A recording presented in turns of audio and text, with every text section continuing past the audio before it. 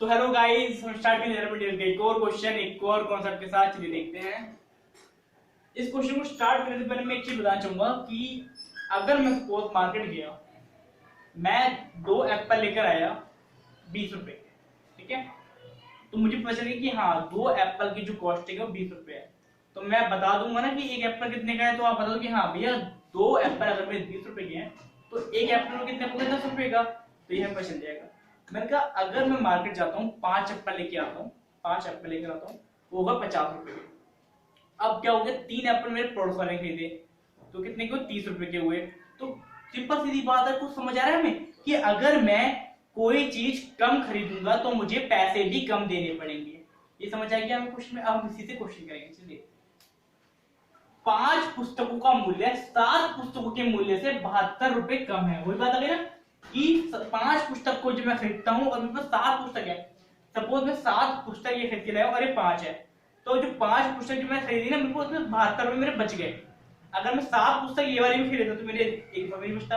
But क्या हुआ, मेरे 5 पुस्तक मैंने ये खरीदी और 7 पुस्तक मेरी ये है, तो 72 रुपए तो बचेंगे ना। सिंपल सी बात है, अगर मैंने चीज कम खरीदी है तो मेरा पैसा बचेगा।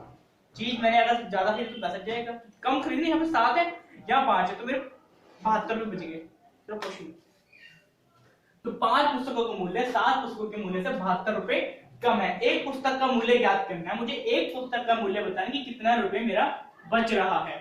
तो चलो देखते हैं।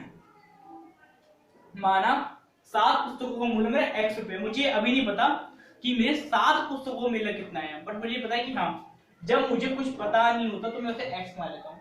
तो 7 पुस्तकों का मूल्य मैंने x मान लिया और मुझे पता है जब मैंने 5 पुस्तक खरीदी है तो मुझे 72 रुपए बच गए, मेरे 72 रुपए बच गए। तो ये तो सिंपल सीधी बात है, इसमें ही तो बचे हैं, ये 7 पुस्तक थी और 5 पुस्तक जब खरीदे तो 72 रुपए बच गए।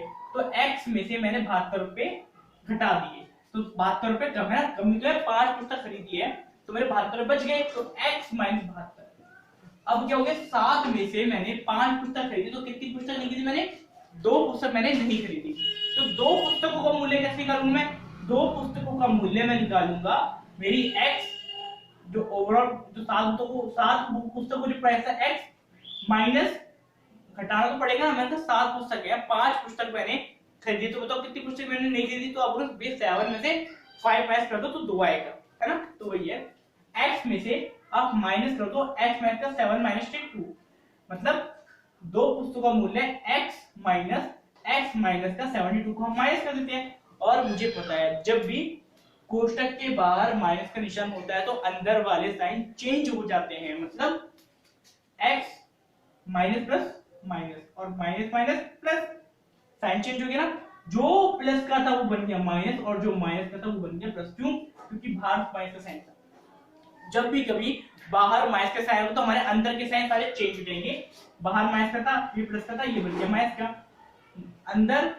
अंदर माइनस का और बाहर माइनस का, तो minus minus plus plus. x में से मेरा x कट गया, 2 ये तो प्लस का है और ये माइनस का बन गया, तो माइनस प्लस माइनस तो पूरा कट गया। अब हमारे पास 72, 2 पुस्तक बराबर 72 रुपए, मतलब 2 पुस्तक का जो प्राइस मेरा आ रहा है ना 72 रुपए आ रहा है। अब मैं एक पुस्तक का मान निकाल लूंगा ना, मुझे पता है ये 2 का जाएगा इसके डिवाइड हो जाएगा भाग में, तो 2 को जो मेरे 72 से काटा तो 36 आ रहा है। एक पुस्तक का मूल्य मेरा कितना है, 36 रुपए आ रहा है। सिंपल है। मुझे पता कि हाँ कि 2 पुस्तक का जो मूल्य 72 रुपए आ रहा है, तो हम एक पुस्तक का निकालना है, तो एक पुस्तक का निकालने के लिए हम 72 में 2 का भाग कर देंगे, तो एक पुस्तक का मूल्य आएगा 36 रुपए। Thank you.